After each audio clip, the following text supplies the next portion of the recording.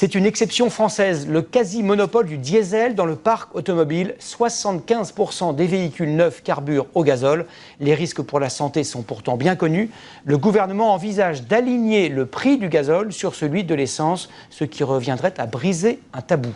Les explications de Denis Cadot et Thierry Hackett. Dans beaucoup de pays, le litre de gazole à la pompe coûte largement aussi cher que le litre d'essence. Ce n'est pas le cas en France, et cela pour une raison historique. La mutation vers le gazole s'est opérée au début des années 70, quand les gouvernements ont choisi de changer les centrales au fioul pour des centrales nucléaires. Il a fallu absorber la production de gazole à l'époque, et pour cela, il a été choisi de réduire la fiscalité sur le gazole pour provoquer l'achat de véhicules diesel chez les consommateurs. Et le paradoxe, c'est qu'aujourd'hui, l'engouement pour le diesel a été tel que nos raffineries n'arrivent plus cette fois à fournir ce type de carburant. Car parti de 4% seulement en 1980, le parc diesel des voitures particulières frôle aujourd'hui les 60%.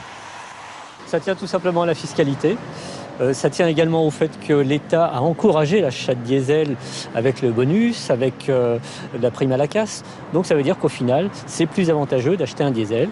10 € de taxes en moins sur chaque plein, plus un bonus trop avantageux, plus des moteurs beaucoup plus agréables qu'autrefois, ont achevé de convaincre les Français qu'il fallait rouler diesel. D'autant que nos constructeurs nationaux en étaient devenus les spécialistes. Sauf qu'aujourd'hui, pour des raisons de santé publique, le gouvernement cherche comment réduire la part du gazole au profit de l'essence.